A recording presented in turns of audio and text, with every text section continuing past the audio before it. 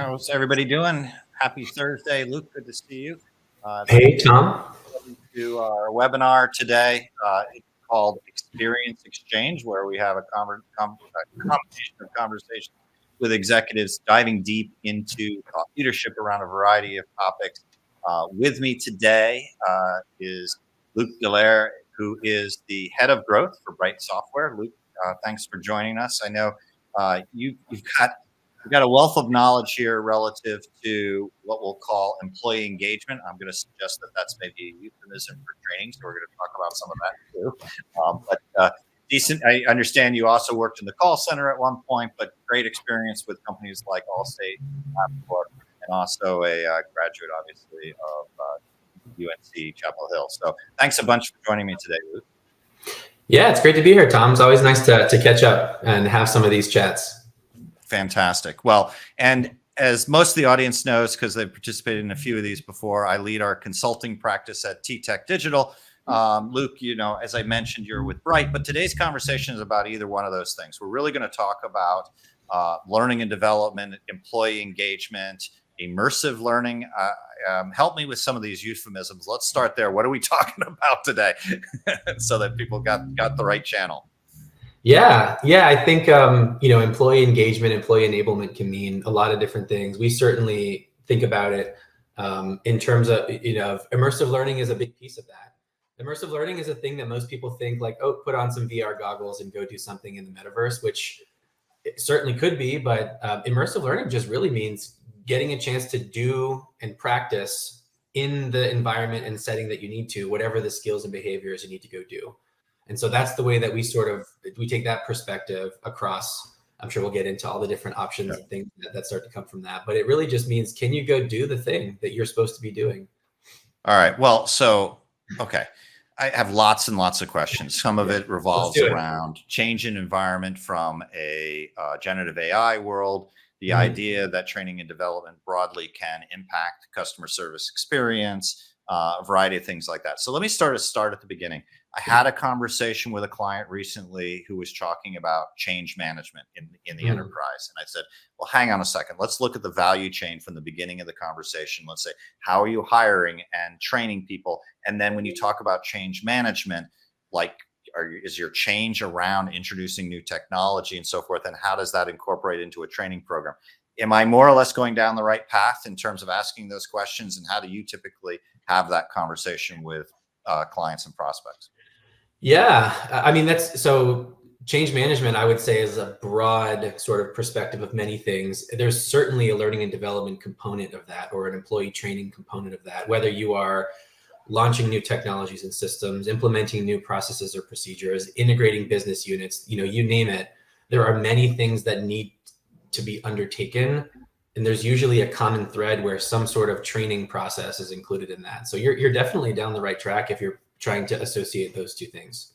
So training, on the other hand, though, is boring. No, I'm just kidding. It can be very boring. I mean, I think about these proctor-led training courses. I think in the call center where you're doing, role play and simulation, role play between two students, essentially, which could potentially be teaching each other the wrong thing.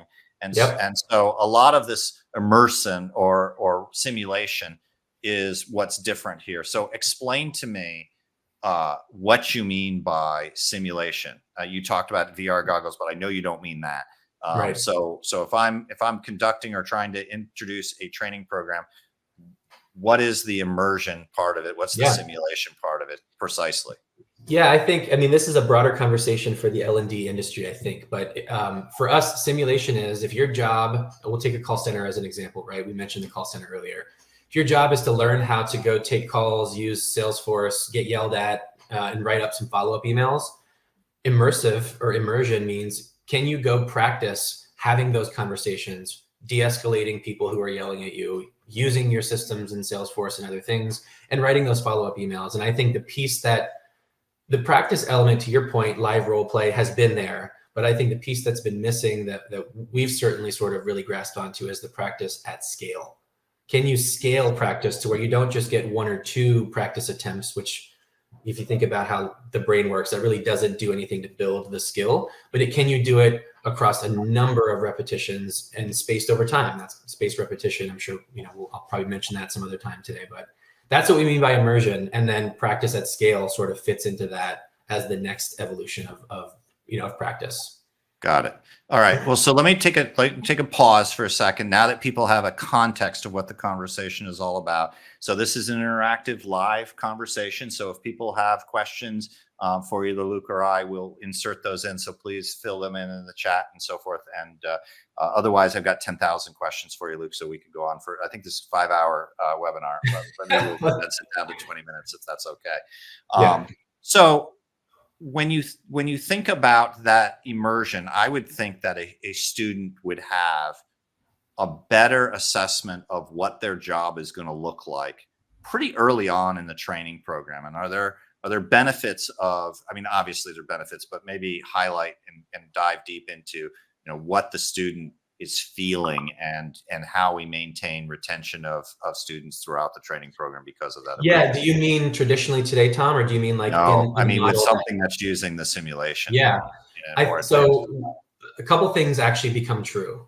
You're exactly right that when you take the opportunity to rethink the learning and development operating model with the new capabilities that are out there in the market, you can start people practicing on day 2 of training. Like practice does not doing the job.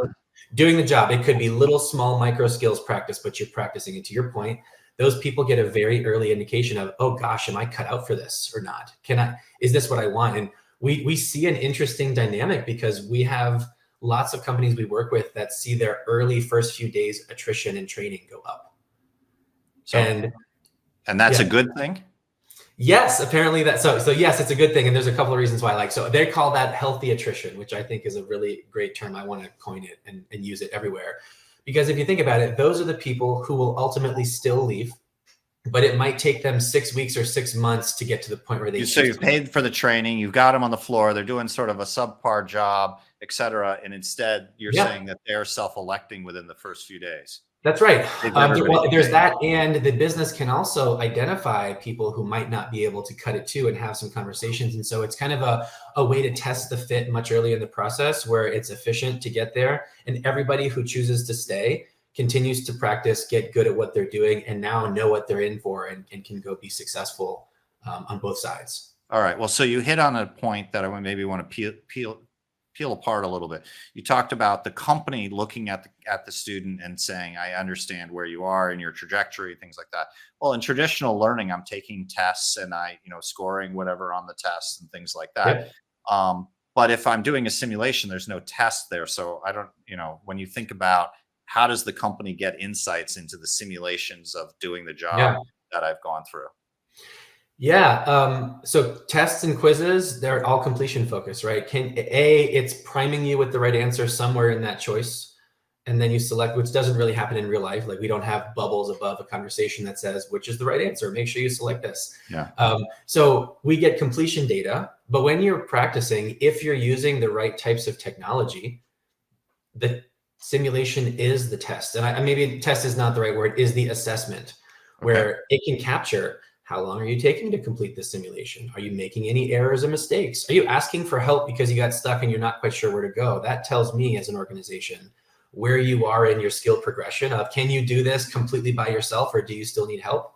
So now I know how much practice you might still need to do before you can get to the point where you can go represent my brand as a business and treat our customers and take care of them with an optimal customer experience. So it's kind of all built within one. As you practice, you can collect that skills proficiency data and map it out in some really cool ways that really gives you some insights on the learner that we really haven't had before in this industry until recently. So we dove in here right at this, and I realize it was a little circuitous route to get here, but that's just because of the way I think about this. But part of it is because I was a decent student, but not necessarily a good test taker.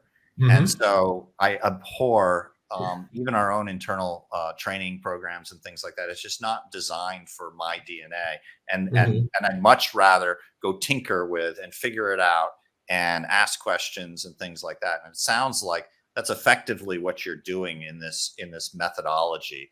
around training instead of doing proctor led, do tests, Yeah. look at PowerPoints, those kind of sorts of things. Is it? Yeah, and I think so. You just hit on a couple good points. So yes, you're exactly right about that. And ultimately, everybody pretty much intuitively knows if you actually want to get good at something, you need to practice it. If you want to learn to play the guitar or shoot free throws like Steph Curry or whatever, you need to go do it a bunch of times. I'm Not everyone can 5'10". shoot free That's not going throws. to work. Yeah. So that piece is good, but I think the important piece of this is that simulation should be the center, or practice focused training should really be the core of a program. But the other pieces are important. The human learning condition, there's a million ways to say this, but we usually use learn, see, do. So you do have to learn something, whether you're doing an instructor-led course, like you mentioned, or you're doing e-learnings, or you're doing digital lessons that are more asynchronous and digital forward. There's some sort of information transfer that goes from the instructor or the lesson to the learner. But then you usually have to see somebody do it, right? You got to watch somebody put it in action, and that helps you contextualize how that should go, so that when you get a chance to practice, you've been able to see that. All of those pieces are very important. Most corporate learning today, the like 99.999%, just stops at learn. But there's the see and the do, the shadowing and sort of the practice that is traditionally very not scalable the way it's delivered today. But there's tools out there now that can start to do some of that stuff and give you those data insights that I talked about. So for the C part of it, I think about the way I problem solve in my own life, where trying to fix some device in the house or something like that. I'll go find a YouTube thing that's showing somebody, oh, that's how you open that part of the device and things like that. So is that analogous in terms of the C part of that journey? Yeah, that's exactly right. I mean, and so I'll kind of give you the example we were just talking about in the contact center. Like if you're learning how to do something today, you would sit in your classroom and learn about transaction A. You would go sit next to somebody out in the production floor or something and watch them do transaction A, and then you might do a couple of live role plays with somebody else. Like you said, it's kind of the blind leading the blind in some cases. So do you get practice? Yes. Is it efficient and effective? It's not either of those things. But if you watch a digital lesson or go through the instructor-led course, you still get the learn piece. But if you've recorded a few of those interactions and you can then watch the video, to your point, Tom, and make it an asynchronous experience where now I watch transaction A and I go, oh, okay, that's how Tom did it. Tom's good at de-escalation, or he really knows our product and how to talk about it. I've now seen how he does that in the context of the job skill I'm about to go do. So now that I'm going to go practice it, in this case, again, we're talking about simulation. So via simulation, I now have the ability to put those pieces together. And it's asynchronous, it's digital forward. So it becomes incredibly scalable to do those things, which in our experience has been the real missing piece of delivering much more practice in this sort of setting. Got it. So we had a question come in from Jordan, contemporary with this conversation, which is, so what percentage of the training is a simulation? And what's optimal and what's typical?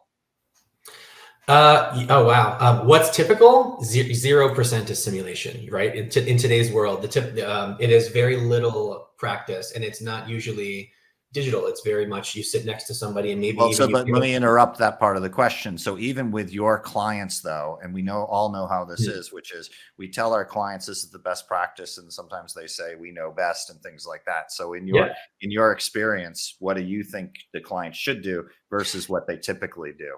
Yeah, practice should be at least 50% of a program.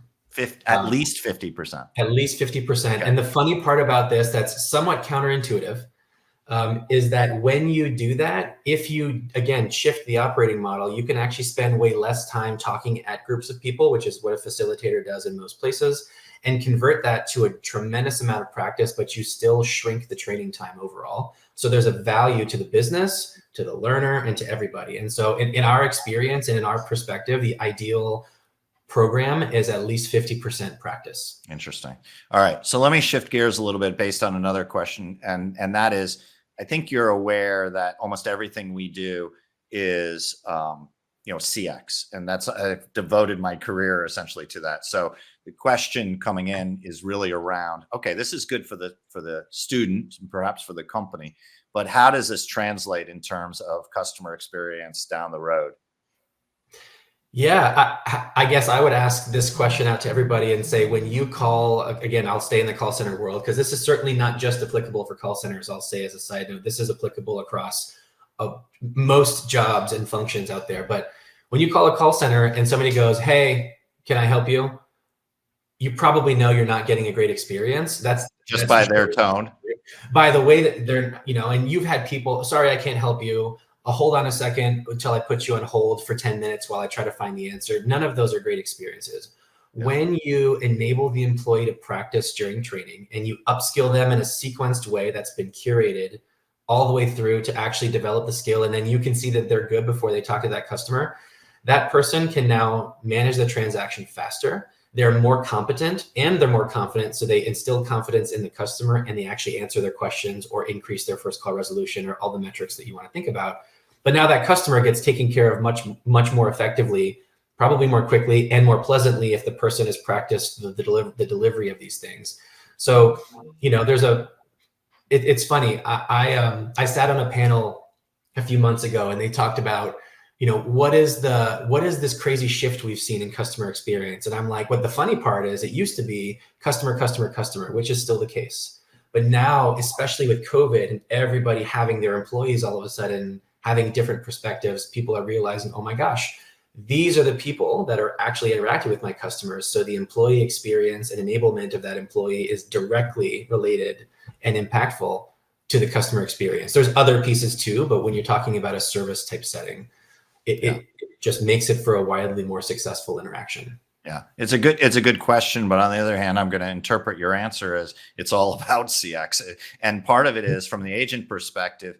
Agents who perform badly generally don't want to perform badly, but they don't have the right training. They, in some cases, don't have the right tools, things like that. So that leads to all of that. So let me shift a little bit because it sounds complicated and expensive and involved and things like that to pull it off. And I think some of it, to do right, you got to do it right. And other parts of it, it's like, but that ROI is really there. That's my impression.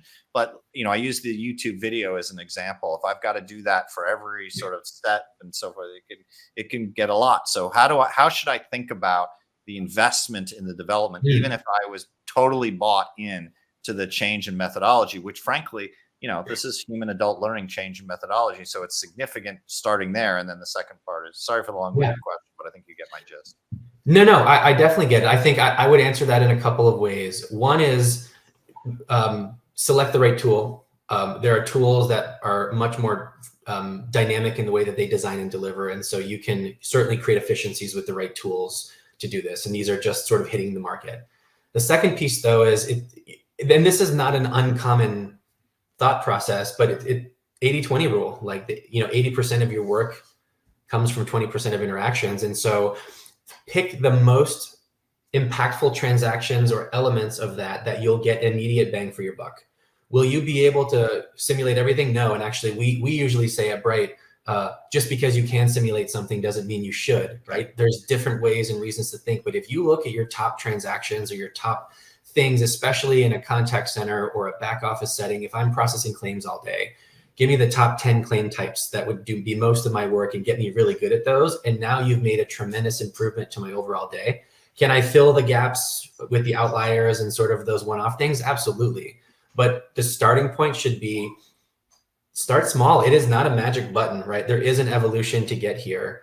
Pick those top core transactions, build incredible repetition from that. Get people to be really good at those. That does several things, including gets people comfortable with the way that they can find answers and other things to actually be better at the other pieces too. But then you can start to fold in and add those additional elements that you need to as well. That would be, I guess, a couple ways I would say that. Got it. Interesting. And so when you think about the greatest challenge you have going into a client to get started, what's the top two I guess objections or challenges you have in getting this mindset shift within? Yeah, that's a great question. The first one is more of an industry-wide problem, which is for decades now, learning and development has been the red-headed stepchild of any organization. And there's, we wrote about this in our white paper as well. There's a bunch of studies out there that just show how overwhelmingly business leaders don't find any value or are not happy with or don't see any sort of meaningful measurable impact from their learning and development function. And as a result of that, they're constantly underfunded and under-resourced. And so somebody who has no resources, they're like, gosh, this all makes sense. Can one person do it? Or I'm the only person, can I do it? So the biggest thing would be, do I have the sort of the buy-in to be able to do it? It certainly doesn't need incredible amounts of resources. And in most cases where people have learning organizations, you actually find efficiencies in reallocating some of that time because of what you can do with automation and turning things from live to asynchronous. That would be the first one, is sort of just in general, no budget, no bandwidth. I have no capabilities to do this. Luckily, like you said, there is tremendous ROI from this for the business as well as for the employees. And so there's a great conversation to be had there. NCX. Pardon? NCX. Yeah, I mean, CX, every KPI and performance metric, employee attrition, many of these things move. And to your point, customer satisfaction scores and other things move as well. You said two. Gosh, the second one I would say is, how do I start? I didn't even know this was a thing. You asked this question earlier, like, how do I even think about this to begin with? And so finding a strategic partner to really help you guide through the process. Hey, this is how we start. There's a pretty structured approach to the thought process behind this, to the design and development behind this, to the implementation behind this, and to the continuous improvement of the process. Because it is, at this point, a living, breathing thing that you can constantly tweak and make better once you get those foundations in place. So those are the first two I could think of, is budget, resource constraints, and then just, how do I do this? Yeah. How do I think about this? So a related question, this will be my last one. And if there's any other from the audience, I'm happy to ask one more from the audience. But my last question is related to that a little bit. I think there's plenty of analysts out there that will, and it's an analyst related question. So we'll say that the buyer behavior for enterprise is they do a lot of research in advance before they ever talk to a vendor. And that by the time they're talking to, they know like we've just talked about, the methodology alternatives, your competitor alternatives, and things like that. So from a resource perspective, if they were to go talk to their favorite analyst, whether that's Gartner or Forrester or whoever, how are they speaking about learning and development advancements, particularly and like how to leverage generative AI in the simulation variations and so forth? Are they saying the same thing you're saying, or are they where are they?